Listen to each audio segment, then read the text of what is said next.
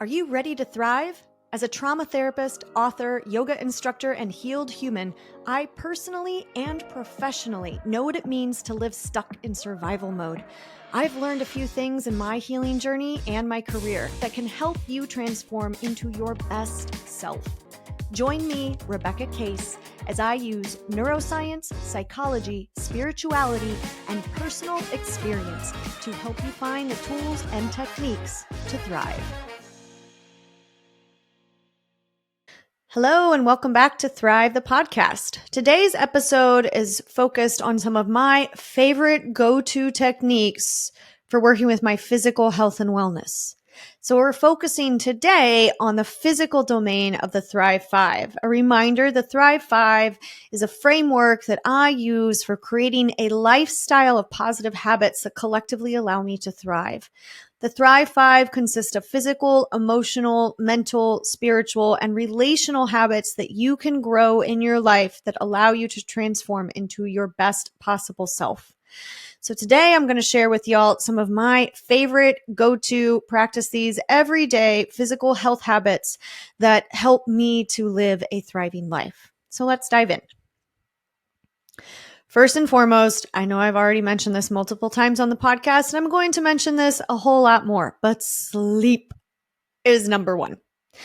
Sleep is the pillar of health. It is not something that you do when you're dead. You are more likely to die an early death if you do not get enough sleep in your life. If you don't get enough sleep, you are also more prone to developing dementia, to developing cognitive disorders, to developing diabetes, to struggling with weight gain and weight management, to issues with body composition, increases your pain and increases the likelihood of you feeling mentally pretty shitty and developing or, having worsening symptoms of depression and anxiety, and also can certainly exacerbate PTSD. So if you don't get enough sleep, the simple result is that everything is just going to feel worse. That's just it. So sleep is an incredibly regenerative thing that our bodies are just naturally designed to do. It's really interesting because scientists still don't know exactly why we sleep, but what research shows is that when we don't get enough sleep, it's incredibly detrimental for us versus when we do get enough restful sleep, we tend to have more health and wellness in our life. So it's believed that when we go through our restful sleep cycles, there's several phases of sleep that are very important. And I am not a sleep expert, so I can't talk about all those here. Maybe at some point we'll have a sleep expert on here. But you go through several phases or cycles in your sleep. And one of them is known as REM sleep, so rapid eye movement sleep. In rapid eye movement sleep, your eyes start moving back and forth in your head, and it's believed that this is a really important part of your sleep cycle where you're able to consolidate memories, which means you can kind of put the day away. When you have enough cycles of REM sleep, you tend to wake up and you have kind of these spontaneous insights about problems that you've been struggling with. When you have enough REM sleep, you're able to wake up and you kind of feel rested and like yesterday was yesterday and today is today. So we know that REM sleep is really important for our health and wellness. And when we don't get enough REM sleep cycles, it can impact our memory, it can impact our cognition, and it just impacts our ability to feel good in our life. So getting enough restful sleep is so important. So your body just has one of the basic nutrients it needs to thrive. Simply put, if you don't get restful sleep, things are just going to be really hard. Now, for new moms out there, for anyone that's a caregiver right now and you're not getting restful sleep because you're caring for another human or a puppy or something like that, and you're like, damn it, Rebecca, stop telling me because I'm not getting sleep. I'm going to, spontaneously burst into flames. No, you will sleep again. You will sleep again. Children grow up, puppies grow up. Whoever you're caring for, you probably won't be caring for the rest of your life. So, know that it's not about if you don't get enough sleep for this amount of time in your life, then it's doom and gloom and you are for sure going to develop these degenerative chronic diseases later on. No, not at all. I went through grad school. I don't have children. I'm childless by choice, but I went through grad school and college and I know what it's like to not get good sleep. And here I am today. So your body is regenerative and restorative and resilient. So if you're not getting good sleep today, I hope you're going to be getting good sleep down the road, and that whatever is keeping you from getting good sleep right now is maybe if it's situational, that it is temporary. But if you're not getting good sleep and it's not because there is a small child keeping you up in the middle of the night, then let's talk and let's explore that. So my practice for sleep is I go to bed at pretty much the same time every night, even the weekends. I usually head up to bed at about 9:15. I go through my routine and wash my face and brush my teeth and change my clothes, and I get into bed and I usually read for about 20 minutes, 30 minutes maybe, and then I turn out the light usually by 10 to 10:30. I wake up at about the same time every day. I usually tend to wake up at around 6 o'clock in the morning, even on weekends. I might lie in bed for a bit longer, but ultimately my brain is waking up. So having this consistent cycle of when you go to sleep and when you wake up is a really important component of sleep hygiene. That consistency helps your nervous system get into a rhythm and a routine. So it makes it more likely that you are going to get restful sleep because you kind of trained your brain and body of this is when I sleep and this is when I wake.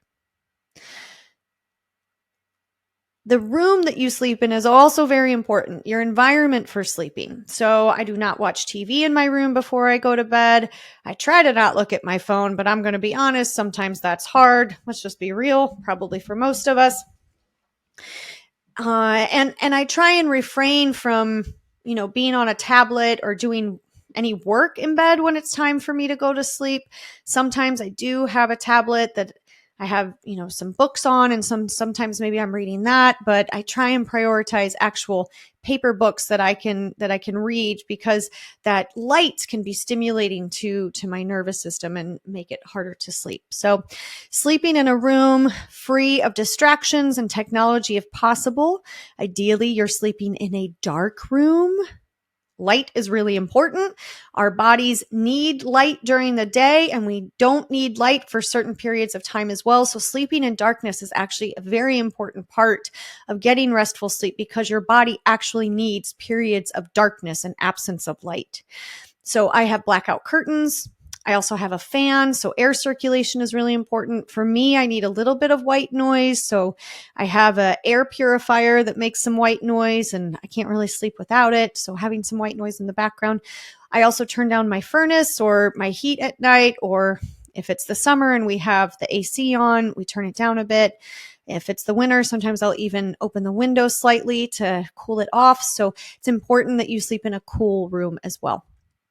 All of us sleep a little differently in regards to how many hours we need. So it's not that we should all be getting 8 hours of sleep every night. I need 7 to 8 hours of sleep every night, or I just don't feel right the next day. But some people need more and some people need less. So you just need to kind of check with yourself around, when am I feeling the most rested and restored, and how much sleep did I get the night before? Those are just some very basic guidelines for sleep hygiene. Some other things to be mindful of is not eating for a couple of hours before you go to bed. How your digestion changes when you eat can certainly negatively impact your sleep cycle. Refraining from alcohol in the evening, refraining from caffeine after, I'd say, about 5 o'clock, depending on when you're going to sleep. Refraining from sugar. These are also all additional things that you can do to support your sleep hygiene. Now, there's a wealth of information out there in the world on sleep hygiene practices. And so if you are struggling to get good sleep, I encourage you to dive into some sleep hygiene research. Talk to your doctor, talk to an insomnia specialist, maybe go to a sleep clinic, because there's lots of things that can muck up your sleep cycle. So whatever that is, search for the resources and answers, because without good, consistent sleep, everything is just going to be pretty rough. Now, something else that I do every night before I go to bed that really helps me sleep and helps my body to find a state of rest is I stretch. So every night before I go to bed, whether it's a couple of minutes, like 5 to 10 minutes, or if it's longer, like 20, 30 minutes, I stretch. Now, I'm not saying that I'm getting into a yoga routine necessarily, but I get out a yoga mat, I just get on the floor, and I just do what my body feels like it needs to release some tension, to let my muscles relax. I find that it really helps me to just feel restful and at ease in my body. So some things that I pretty often do when I'm stretching every evening is I usually always stretch out my quads. So I'll get into a hip flexor stretch, or stand up and pull one leg up behind me and, grab my foot in my hand and then just kind of pull so that I'm stretching the front of my thigh muscle. I often usually stretch my hamstrings as well. I'll stretch my hip flexors and my glutes, and also get out a foam roller usually and roll out my back. If I don't stretch before I go to bed, usually I get into bed, I turn off the light, I start to doze off, and then I get a little restless in my body. I notice that my hips hurt or are sore, or my thighs are sore, and partly that's because I work out almost every day.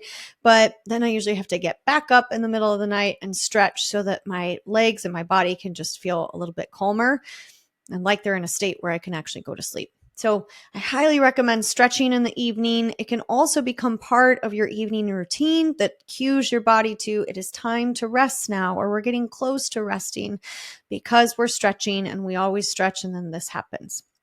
Some other stretches that are great to do, and I sometimes incorporate into my evening stretching routine, is cat-cow poses. So moving your flexing and rounding your spinal column can be really nice to get into a state of rest. I often try and roll out my neck as well. Sometimes if my arms are feeling tight, I'll do some shoulder stretches, some pectoral stretches. So all of these can be great routines. Now, the internet also is a wealth of information. So if you're looking for an evening stretch routine, you could certainly just go online and look that up in your search engine, and you'll probably find a wealth of videos and just some guided exercises, maybe some visualizations to follow along with. So stretching, super important. If we don't stretch, whether that's you're stretching at night or you're stretching during the day, if we don't stretch, it can negatively impact our flexibility, how limber our body is. It can impact joint health. It can create, we can get more knots and tension in our body, and we can just start to develop some real chronic pain points. So stretching is important to keep your muscles and your joints supple. And the more supple your body is, the more flexible and resilient it is. The less likely it is that you will develop kind of chronic health issues associated with just not getting the right movement. So when I move my joints, or I move my shoulders, I move my hips, I'm helping to circulate some of that fluid that's in those joint muscles. And certainly the older I get, the more prone I am to having joint issues. I mean, I've been pretty hard on my body throughout my life. I already have arthritis in my feet. I got diagnosed with that at 38 years old. So I want to be really mindful about my joints. So moving my body and moving my joints is a way that I can help take care of what I know is I'm prone to developing arthritis in my joints. My grandmother had a lot of arthritis. It certainly runs in my family. If you're a runner, or if you're somebody who exercises a lot, you're on your feet a lot, maybe you're a healthcare provider, you're a nurse, you're working in an ER or something like that, stretching can also be a way for your body to kind of get the day out of your muscles. It can also help you from developing kind of chronic issues with your IT band. So a lot of runners and folks who are on their feet a lot during the day, you might have really tight IT bands. So your IT band is a muscle, or not a muscle, it's a band of fascia, which is connective tissue that runs from kind of like the outside top of your hip down towards the outside of your knee. And that band can get really, really tight, again, especially for runners, or if you walk a lot as well. Now, that band is not an actual muscle. It's a band of tissue. It's a band of fascia, which is your connective tissue.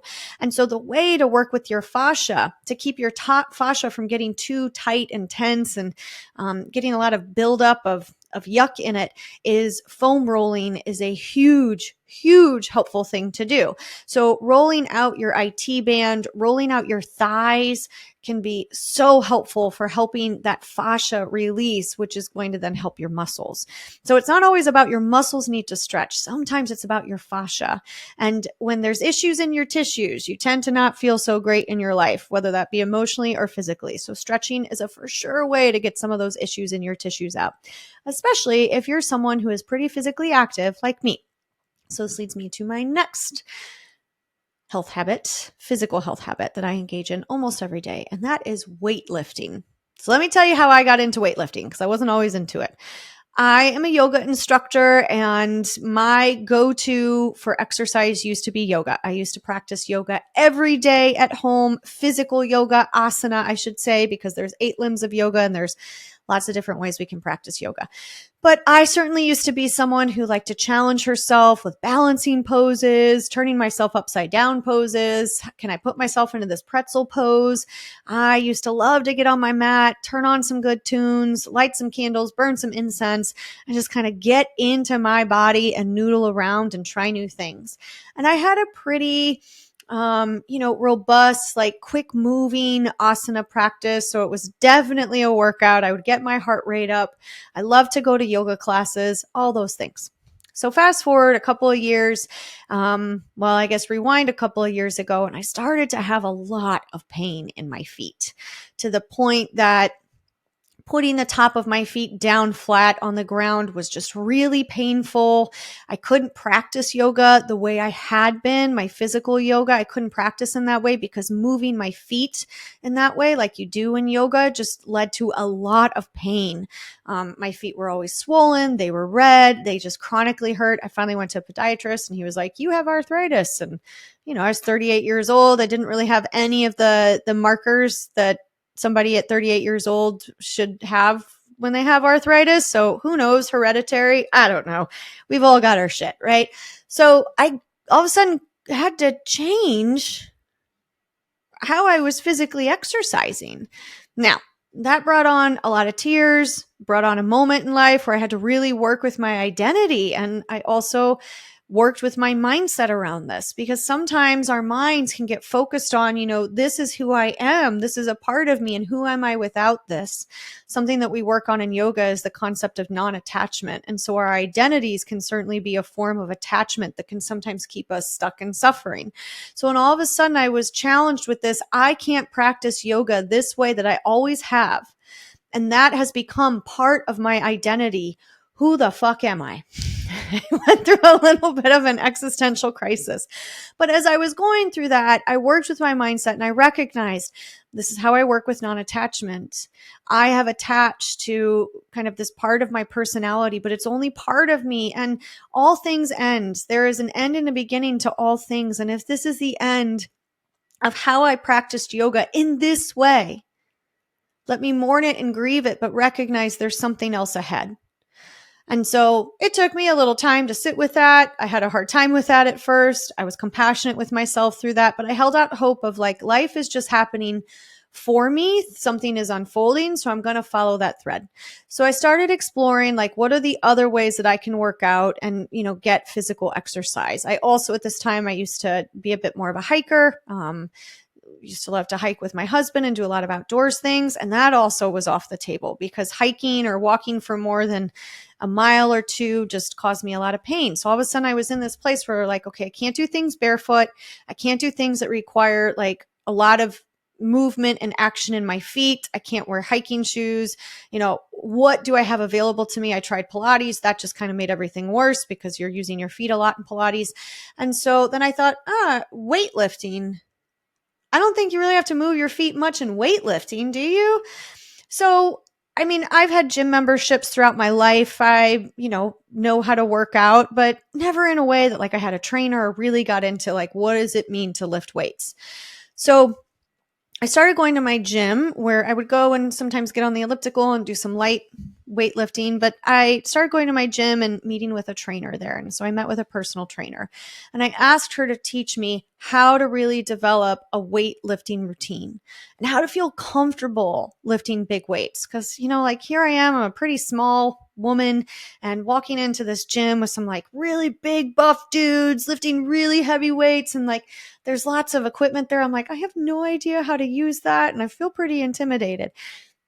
So I worked with her and she taught me how to lift weights responsibly in a way that kept my body safe, how lifting weights can really help with body composition, how to become stronger, how to create a routine, how to create structure, and how to use the equipment in a way that I feel confident to use it on my own and don't feel so scared and intimidated. And oh my gosh, y'all. I fell in love with weightlifting and I found there were so many things that I loved about my yoga practice that I also found in weightlifting. So things that I loved in my yoga practice included, I just loved kind of the structure of that time. Of it was a time of mindfulness. It was like a routine. It was, it was something almost like it felt spiritual and religious to me. I'd put on my headphones, I'd listen to some really moving music, and I would just be with my body and my breath. And I'm doing the exact same thing when I lift weights. I'm very specific about the music I listen to. It is me time, and I'm just with my body and my breath. I'm focusing so much on my form so I don't pull something. And so I'm exercising the right muscle, and I'm thinking a lot about my breath, and I'm thinking a lot about how I'm engaging my core, and I'm thinking a lot about the position of my back, and I'm counting reps, and I'm counting my periods of rest. Wow. And now, so I've had surgery on both of my feet. My arthritis is better. It is not gone. I'm never going to go back to that person that I was before practicing yoga the way I was. But I could go back to like yoga and practicing yoga in some way. I could leave weightlifting behind and go back to the yoga studio. And you know what? I don't want to. I still practice yoga. I practice yoga in many, many different ways, but I don't practice my asana in the way that I used to. And I am so in love with lifting weights because it serves a number of purposes for me. So lifting weights is certainly a way for me to get some endorphins, so for me to work out the stress from the day. I find sometimes when I go to the gym and I lift weights, if there's something I'm worried about or a problem I'm trying to figure out, just lifting weights sometimes helps to get me to that point because I'm just in this mindful state and I'm just letting my brain kind of be as it is while I'm focused on kind of the exercise at hand. And sometimes I just like get these answers. I figure out the solution. I realize something that I didn't recognize before I walked in the gym. I work from home, so going to the gym has also become one of my social outlets because I see the same people. I know people's names there. I've met some of my neighbors at the gym. So it's a way for me to get some connection with other people when I work from home otherwise all day long. And I just work with my animals and my husband in my presence. I've also loved weightlifting because so I'm in my 40s now. And when you move into your 40s as a woman, you want to be mindful of your risk for osteoarthritis and osteoporosis. So weightlifting is one way to prevent osteoporosis. So in a way, there's a part of me of, oh my gosh, thank you, universe, that you took away my yoga and you put me somewhere that is probably going to help my health in the long term. Isn't that crazy how that happens sometimes? Weightlifting is also a place that I continuously surprise myself at how strong I really am.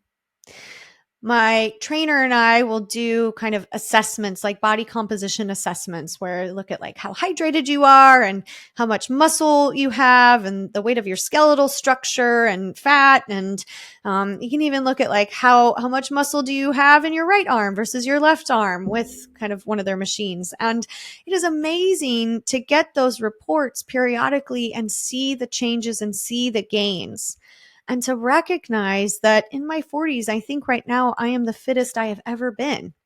I did not go to lift weights because I'm trying to get a 6-pack of abs or because I specifically I want to lose weight or I want my butt to look like this. Like, no, I'm not trying to push, some harmful or hurtful perspective of how our body should look. I want to go lift weights because I know for my health and wellness to thrive, I have to have some kind of exercise that I'm engaged in. It just helps my mind and my body significantly. But lifting weights has allowed me to feel so strong. And every time I can add weight to a machine or to, something that I'm using, I just have this moment of like, damn, I am so strong. So it's a way that I'm continuously surprising myself. And I love it. So weightlifting is something I do almost every day. I don't lift weights every day because that wouldn't be great for my body. I need to have some periods of rest, but I do get to the gym or find some movement pretty much 6 days a week, I would say. I usually take 1 day a week that I really don't do any kind of physical exercise to let my body just relax. But that has been a game changer for me. And maybe it could be for you too. I'm not saying it's for everyone. Let me share a couple of my morning physical health habits as well. So the first thing that I do in the morning when I get up is I drink a glass of water with electrolytes. The reason being is that when you wake up in the morning, your body tends to be a bit dehydrated because you probably haven't drank much water or any water for about 8 hours or so. So drinking water and drinking electrolytes specifically is a way to hydrate your body, hydrate your nervous system, and ensure that your nervous system and your body have some of the nutrients that it needs to function optimally and its best. If you start your day off right away when you wake up with a glass of caffeine, whether that be tea or coffee, you are more likely to produce cortisol. And cortisol is your stress hormone. So essentially, if you wake up right away and you start drinking coffee, you may have a more stressful day because of what happened to your neurobiology there. So I always start with a glass of electrolytes. That's the first thing I drink. The next thing I drink is I drink a glass with collagen powder and pre and probiotics in it. After I have that, about an hour after I've been awake, I'll have a cup of tea. And I usually start with chai, and then I have a glass of green tea as well. So I don't follow this every single day. Like when I'm traveling, for example, I'm not carrying all my collagen powder and my pre and probiotics. And I always travel with electrolytes, I will say. Like that, I always carry with me. And sometimes I do travel with collagen powder. It just depends. But most days during the week, when I'm kind of in my normal flow of my routine, that's how I start my day. Additionally, I take a shower every morning, and the last 30 to 60 seconds of my shower, I do cold water therapy.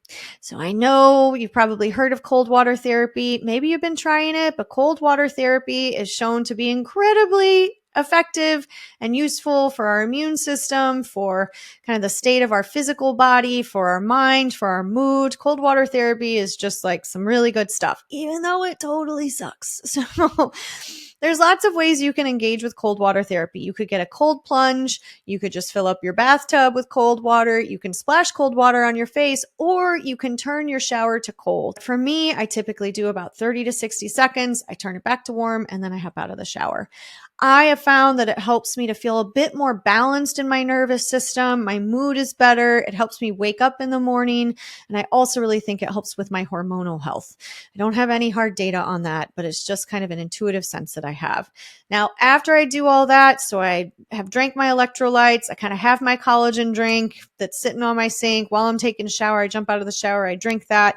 I have done my cold water therapy, and then I go drink my first caffeinated beverage of the day. So that might work for you. It might not, but it doesn't hurt to try. One of my tips when I'm doing cold water therapy in the shower, because it does kind of suck.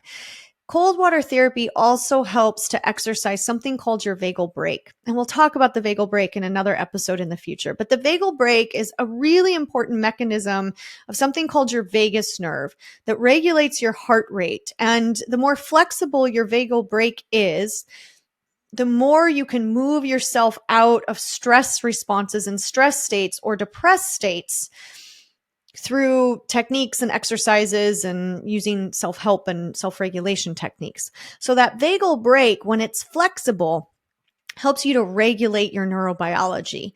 And that moment when you get into cold water and you go, that's essentially your vagal brake engaging. So when I'm in the shower and I feel that dreaded moment of that gasp, right? When your skin gets so cold and you get tight in your body, there's probably a quick constriction of muscle tension. I tell myself, vagal brake, engage. That is exactly what I want to have happen. That moment of that cold kind of response that we have when we splash cold water on our face, get in a pool of cold water, or turn that shower on cold. That is exactly what you want to have happen. So when that happens, tell yourself, this is the moment that my nervous system is getting the exercise that it needs so that I can be a more resilient human being. Sometimes also when I'm in the shower and I'm doing cold water therapy and I just really want to get out of it and I want to turn it off, I sing songs. That really helps me. I play a song in my head. Sometimes I even turn on music for the moment of cold water. And that just kind of helps me get through that moment because, I mean, most of us, when we do cold water therapy, we're not like, oh my gosh, I can't wait. Eventually you can get there if you practice it enough. You start to crave it and you really miss it. But usually in the beginning, you got to figure out kind of the mental mindset that helps get you through that kind of otherwise really unpleasant experience. So these are some of my go-to physical health tips and techniques that I engage in pretty much every day. I hope there's something here that may be helpful to you, that helps you thrive, and especially use that physical domain of the Thrive 5 with a bit more intentionality so you can create the lifestyle of habits that allows you to transform into your best self. This is Rebecca Case signing off. Thrive on, my friends. Thank you for joining us on another episode of Thrive the Podcast. I hope these insights inspire positive changes in your life. If you're ready to take the next step in your Thrive journey, check out goodies linked in the show notes and on my website, RebeccaCase.com. Sign up for my newsletter and get access to helpful resources, connect with my community, and be the first to know about events and happenings. Remember, your journey from surviving to thriving is unique, and you have the power to create your best life. Subscribe, share, and thrive into your potential. Until next time, this is Rebecca Case, signing off. Thrive on.